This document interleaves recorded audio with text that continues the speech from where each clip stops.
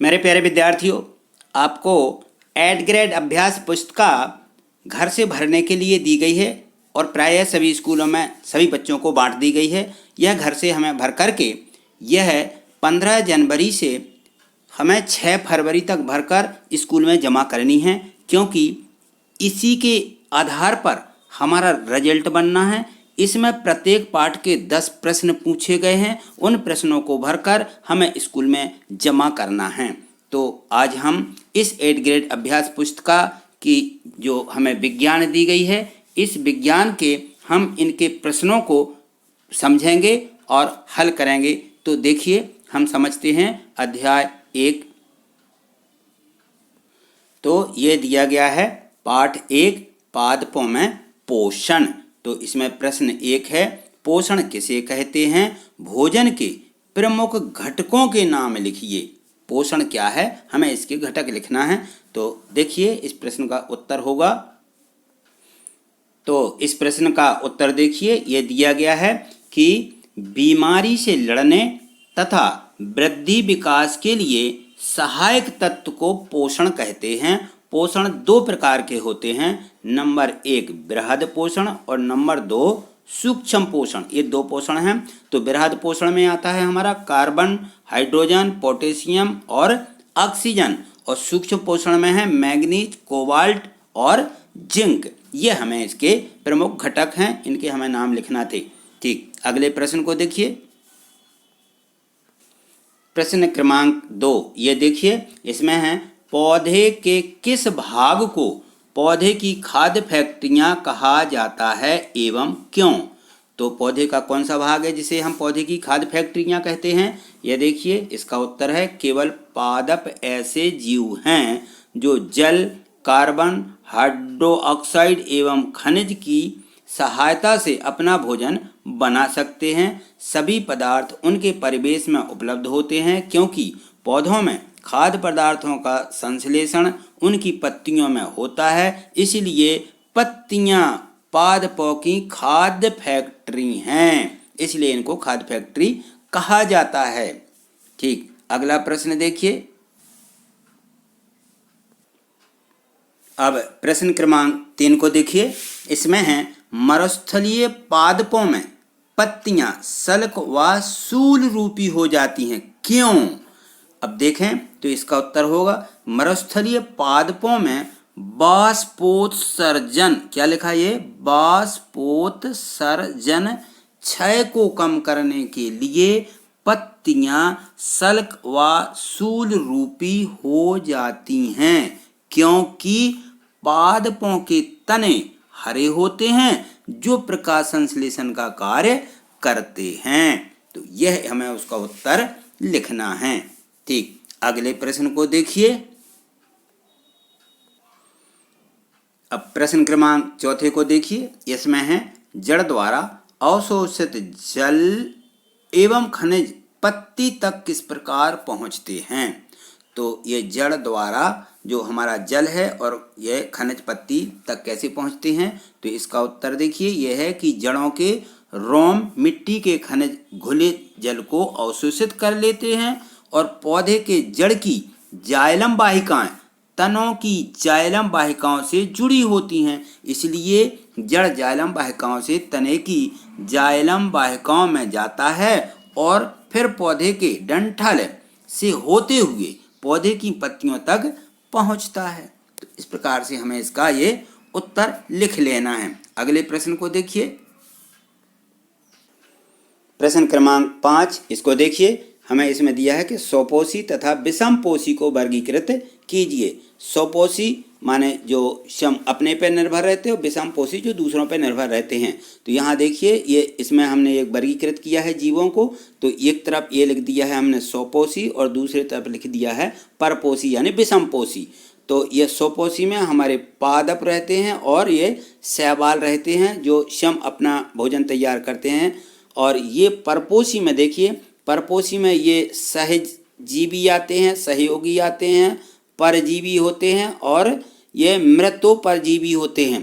तो ये इसमें 4 प्रकार के जो हैं ये जीव रहते हैं परपोषी में, और ये एक दूसरे से अपना भोजन तैयार करते हैं। तो इस प्रकार से हमें इसका ये पूरा वर्गीकरण कर लेना है और अपनी कॉपी में लिख लेना है। अगले प्रश्न को देखिए। अब प्रश्न क्रमांक 6 को देखिए। इसमें है पादपों में सहजीवी संबंध को उदाहरण सहित समझाइए। हमें उदाहरण भी देना है और संबंध को समझाना भी है। तो देखिए इसमें है कुछ जीव एक दूसरे के साथ रहते हैं तथा अपना आवास एवं पोषक तत्व एक दूसरे के साथ बांटते हैं। इसे सहजीवी संबंध कहते हैं। यह सहजीवी संबंध। अब उदाहरण में देखिए इसमें है कुछ कवक वृक्षों की जड़ों में रहते हैं और कुछ कवक पोषण प्रदान करते हैं। यहाँ प्रदा लिखा है, यहाँ प्रदान लिख लेना। प्रदान, ये प्रदान करते हैं। यहाँ पे प्रदान लिख लेना है, प्रदान करते हैं। बदले में उन्हें जल एवं पोषण के अवशोषण में सहायता मिलती है। तो इस प्रकार से इसके ये उदाहरण हुए। अगले प्रश्न को देखिए। यहाँ प्रश्न क्रमांक 7 को देखिए। इसमें है परजीवी एवं मृतजीवी को उदाहरण सहित बताइए। तो परजीवी और मृतजीवी। तो पहले परजीवी देखिए। यहाँ देखिए अमर, बेल, फीता कृमि, गोल कृमि, यह जो मृत पदार्थों से अपनी खाद्य सामग्री प्राप्त करते हैं, यानी कि पराय जीवों पर रहकर अपने जीव को मिटाने वाले जो परजीवी हैं, इनको ये परजीवी कहलाते हैं। मृतजीवी वो होते हैं जो अपना जीवन बिताने के लिए मरे हुए जीवों को काम में लेते हैं, उन्हें मृतजीवी कहते हैं। तो इस प्रकार से हमें इनके ये उदाहरण सहित इनको लिखना है। अगले प्रश्न को देखिए। प्रश्न क्रमांक 8 को देखिए। इसमें है कीट भक्षी पादप भोजन का भक्षण किस प्रकार करते हैं, सचित्र समझाइए। तो इसमें देखिए इसका उत्तर है पौधे मांसाहारी होते हैं जो कीटों को खाकर अपने शरीर की नाइट्रोजन की कमी को पूरा करते हैं।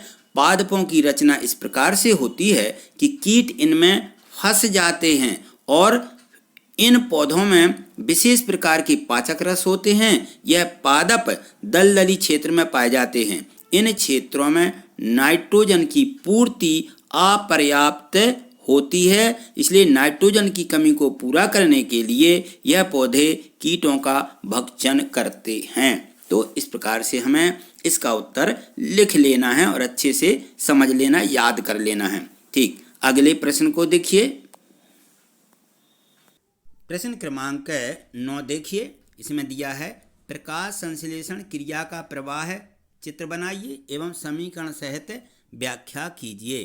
तो इसमें हमें पूरा समीकरण बताना है। तो ये देखिए इसमें लिखा है कि प्रकाश संश्लेषण क्रिया जिसमें पौधे अपने हरे रंग वाले अंगों जैसे पत्ती द्वारा सूर्य के प्रकाश की उपस्थिति में वायु से हाइड्रोजन ऑक्साइड तथा भूमि से जल लेकर जटिल कार्बन खाद्य पदार्थ जैसे CO2, ये कहलाती है कार्बन डाइऑक्साइड, का निर्माण करते हैं और ऑक्सीजन गैस बाहर निकालते हैं। प्रकाश संश्लेषण की क्रिया में सूर्य के प्रकाश की उपस्थिति में पौधे की हरी पत्तियों की कोशिकाओं के अंदर CO2 और पानी के संयोग से पहले साधारण कार्बोहाइड्रेट और बाद में जटिल कार्बोहाइड्रेट का निर्माण होता है। तो इस प्रकार से हमें इसकी पूरी व्याख्या करनी थी प्रकाश संश्लेषण के प्रवाह की। तो ठीक है, अगला प्रश्न देखिए। प्रश्न क्रमांक 10 को पढ़िए। इसमें है मृदा में पोषक तत्वों की पुनः पूर्ति किस प्रकार होती है। तो इसका उत्तर देखिए, ये लिखा है मृदा, ये मृदा लिखा हुआ है, मृदा अपनी जड़ों के द्वारा चूसते हैं। यदि इन तत्वों की पर्याप्त मात्रा में उपलब्धता ना हो तो फसल कमजोर तथा उपज कम होती है। इनकी अनुपस्थिति से पौधे मर सकते हैं। इन तत्वों की पूर्ति करने के लिए जैविक खादों, रासायनिक उर्वरक, हरी खाद, खलिया तथा मृदा सुधारकों का प्रयोग किया जाता है। तो इस प्रकार से इसकी पूर्ति होती है। ठीक, हमने इन सभी प्रश्नों को समझा है। यदि आपको ये सभी प्रश्न समझ में आए हैं तो आप इनको लाइक शेयर करें और इस चैनल को देखिए नीचे लाल से सब्सक्राइब लिखा हुआ है, सब्सक्राइब कर लें जिससे मेरी वीडियो आपको सबसे पहले मिले। आज हमने अध्याय 1 को समझा। अगली वीडियो के माध्यम से हम अगले अध्याय को समझेंगे और इनके सभी प्रश्नों के उत्तरों को लिखेंगे। तो यदि चैनल सब्सक्राइब नहीं किया है तो सब्सक्राइब करके रखें, जिससे कि मेरी वीडियो आपको मिल सके। थैंक यू, धन्यवाद।